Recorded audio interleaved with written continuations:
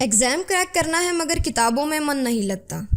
पढ़ने बैठो तो समझ नहीं आती, और अगर समझ आ भी जाए तो याद नहीं रहता। क्या आप भी इन प्रॉब्लम का सलूशन ढूंढते हुए यहाँ तक आए हैं? तो फाइनली आपकी तलाश ख़त्म हुई। क्रैक इट नाउ लाया है आपके लिए कंप्लीट 1 पेपर सोल्यूशन, वो भी बिल्कुल फ्री। तो देर किस बात की है, अभी चैनल को सब्सक्राइब करें और हमारे साथ मिलके अपना ड्रीम एग्ज़ाम क्रैक करें।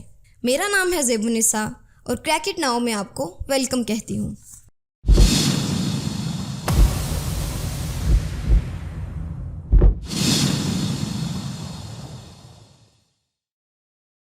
अस्सलामुअलैकुम। इस सीरीज़ में हम एवरीडे साइंस के हर उस टॉपिक को कवर करेंगे जो एग्ज़ाम के पॉइंट ऑफ व्यू से इम्पॉर्टेंट है।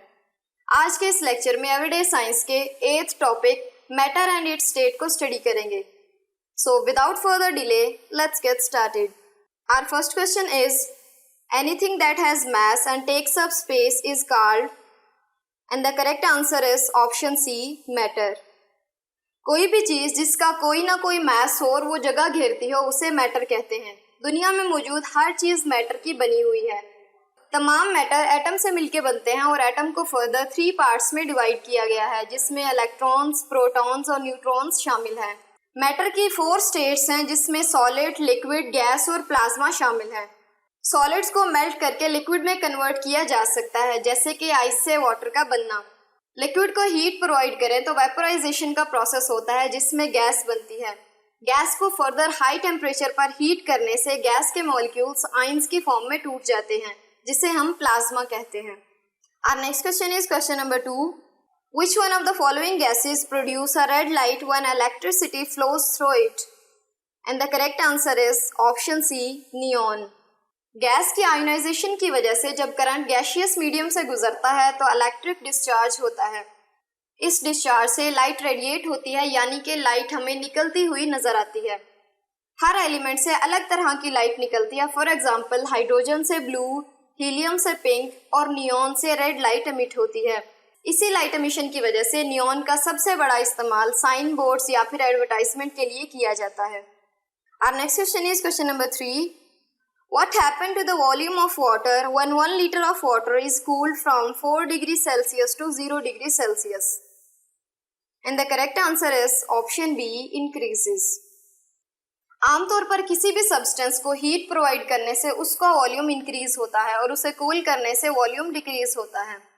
बट वाटर की एक यूनिक प्रॉपर्टी है जिसे अनैमलस एक्सपेंशन ऑफ वाटर कहते हैं। अनैमलस का मतलब होता है अनयूजुअल। जब पानी रूम टेम्परेचर पे हो, यानी 27 डिग्री सेल्सियस हो, तो उसे कूल करने से वाटर नॉर्मल बिहेवियर शो करते हुए श्रिंक होता है और ये प्रोसेस 4 डिग्री सेल्सियस तक सेम रहता है। बट उसके बाद वाटर का अनयूजुअल बिहेवियर स्टार्ट हो जाता है। 4 डिग्री के बाद जैसे ही टेम्परेचर कम होता है, वाटर मॉलिक्यूल्स एक्सपैंड होना शुरू हो जाते हैं और वाटर का वॉल्यूम ज़्यादा होने लगता है, यहाँ तक कि वो आइस में कन्वर्ट हो जाता है।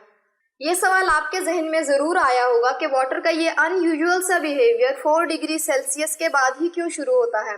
तो इसे हम ऐसे समझते हैं कि जब पानी ठंडा होने की वजह से श्रिंक होता है तो उसके मॉलिक्यूल्स एक दूसरे के क्लोज रहते हैं और 4 डिग्री सेल्सियस पर मॉलिक्यूल्स सबसे ज़्यादा एक दूसरे के क्लोज आ जाते हैं।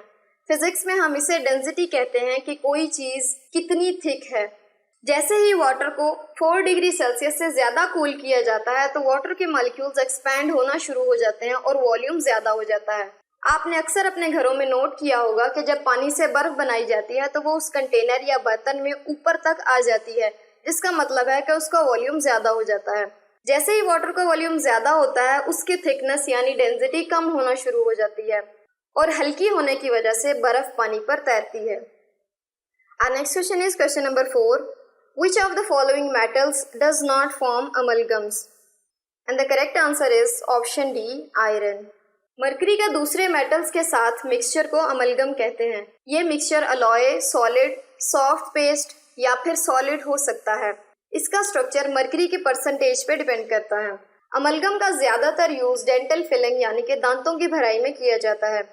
चंद मेटल्स को छोड़कर तकरीबन सारे मेटल्स मरकरी के साथ अमलगम बनाते हैं।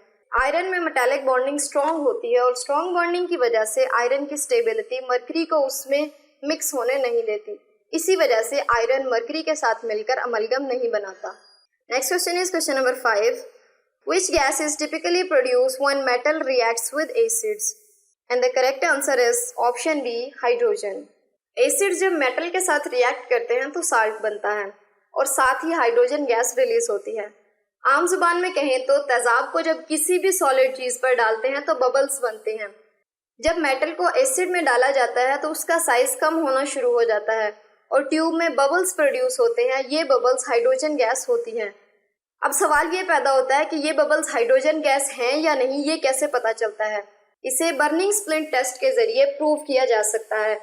स्प्लिंट एक लकड़ी की थिन सी स्ट्रिप होती है जिसे जलाकर गैस जार में डाला जाता है। क्योंकि हाइड्रोजन गैस एक फ्लेमेबल गैस होती है इसीलिए आग पकड़ सकती है और स्प्लिंट के कांटेक्ट में आते ही फटने की आवाज सुनाई देती है, तो हमें ये मालूम होता है कि ये गैस हाइड्रोजन गैस है।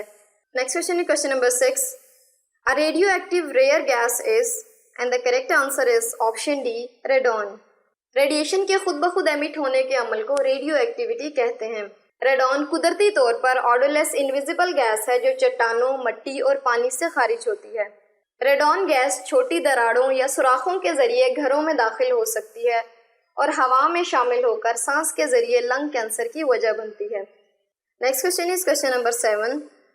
Name the particle which make up matter, and the correct answer is option C, atom. Matter छोटे छोटे ज़रात से मिलकर बनता है जिसे एटम कहते हैं। एटम खुद 3 हिस्सों पर मुश्तमिल होता है जिसमें इलेक्ट्रॉन, प्रोटॉन और न्यूट्रॉन शामिल हैं। एटम के सेंटर में एक न्यूक्लियस होता है जिसमें प्रोटॉन्स और न्यूट्रॉन्स मौजूद होते हैं और इलेक्ट्रॉन्स न्यूक्लियस के गिर्द चक्कर लगाते हैं। एटम इतना छोटा पार्टिकल होता है कि इंसानी बाल 1,00,000 कार्बन एटम के बराबर होता है। Our next question is question number 8. The best conductor of heat among liquids is, and the correct answer is option B, mercury. ज्यादातर लिक्विड्स बैड कंडक्टर होते हैं but mercury is the best conductor among them. इसकी वजह mercury के high thermal conductivity है। Thermal conductivity से मुराद किसी भी मटेरियल की हीट ट्रांसफर करने की ability.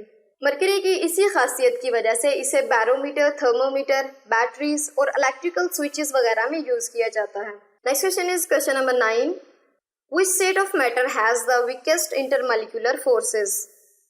And the correct answer is option C, gases. Intermolecular forces नाम से ही वाज़ेह है। इंटर का मतलब होता है दरमियान में। ये वो फोर्सेस होती हैं जो मॉलिक्यूल्स के दरमियान में मौजूद होती हैं। ये फोर्सेस स्ट्रॉन्ग भी हो सकती हैं और वीक भी होती हैं। स्ट्रॉन्ग इंटरमॉलिक्यूलर फोर्स कब होती है? जब ये फोर्स एक ही एटम के मॉलिक्यूल्स के दरमियान में हो, और ये वीक तब होती है जब 2 अलग एटम्स के मॉलिक्यूल्स के दरमियान में हो। गैस के मॉलिक्यूल्स एक दूसरे से बहुत दूर होने की वजह से इनके दरमियान इंटरमॉलिक्यूलर फोर्स बहुत वीक होती है। Next question is question number 10. The metal which can be melted even by the warmth of human palm is, and the correct answer is option A, gallium. Gallium एक soft, silkie, white metal होता है जो room temperature पे solid होता है। Gallium का melting point बहुत कम होता है और इसी वजह से इंसान की हथेली की हरारत से ही ये मेल्ट हो जाता है। गैलियम मोस्टली इलेक्ट्रिकल डिवाइसेस बनाने में यूज होता है। Next question is question number 11.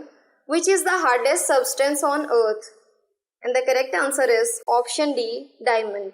Diamond जमीन पर कुदरती तौर पर पाए जाने वाला सबसे सख्त सब्सटेंस है। डायमंड प्योर कार्बन की सॉलिड फॉर्म है। इसके एटम्स क्रिस्टल फॉर्म में अरेंज होते हैं। डायमंड की हार्डनेस की वजह इसके एटम्स के दरमियान रिजिड अरेंजमेंट है। इनमें एटम क्लोजली पैक्ड होते हैं और इसीलिए इसमें मिलावट करना मुश्किल होता है। Next question is question number 12. Which state of matter has maximum density, and the correct answer is option A, solids. Density का मतलब होता है कोई चीज कितनी रिजिड है या उसके मॉलिक्यूल्स एक दूसरे से कितना अटैच होते हैं। आम जुबान में अगर देखें तो कोई भी चीज कितनी सख्त या गाढ़ी होती है वो उसकी डेंसिटी कहलाती है। सॉलिड्स के पार्टिकल एक दूसरे के बहुत करीब होते हैं और एक दूसरे के साथ टाइटली पैक्ड होते हैं, इसीलिए सॉलिड्स की डेंसिटी ज्यादा होती है। सॉलिड्स पत्थर की तरह सख्त, फर की तरह नरम, चट्टान की तरह बड़े और दाने की तरह छोटे भी हो सकते हैं। Next question is question number 13. Bronze is an alloy of, and the correct answer is option D, copper and tin. Bronze 88% copper and 12% tin का मिक्सचर है। ब्रोंज एक मेटालिक ब्राउन कलर का अलॉय होता है। इसकी कॉस्ट की अगर बात करें तो ये सिल्वर से ज़्यादा एक्सपेंसिव हो सकता है क्योंकि इसे बनाना या इसका मिलना बहुत मुश्किल होता है। ब्रोंज को ज़्यादातर कॉइन्स या फिर मेडल्स बनाने के लिए यूज़ किया जाता है। Question number 14 is the change from liquid into the gaseous state is known as, and the correct answer is vaporisation. Vaporisation ऐसा प्रोसेस होता है जिसमें किसी भी सब्सटेंस को लिक्विड फॉर्म से गैसियस फॉर्म में कन्वर्ट किया जाता है, यानी कि पानी का बुखारात में तब्दील होना। वेपोराइजेशन दो तरह की होती है, एक इवेपोरेशन और दूसरी बॉइलिंग। बॉइलिंग का प्रोसेस तब होता है जब फिक्स टेम्परेचर प्रोवाइड किया जाए, जैसे कि वाटर का बॉइलिंग पॉइंट 100 डिग्री सेल्सियस होता है, जिसका मतलब है कि जब टेम्परेचर 100 डिग्री तक पहुंचता है तो पानी बुखारात बनना शुरू हो जाता है। बट इवेपोरेशन का प्रोसेस किसी भी टेम्परेचर पे हो सकता है, जैसे कि गीले कपड़ों से वाटर वेपर्स का बुखारात बन के उड़ जाना। इस प्रोसेस को हम इवेपोरेशन बोलेंगे।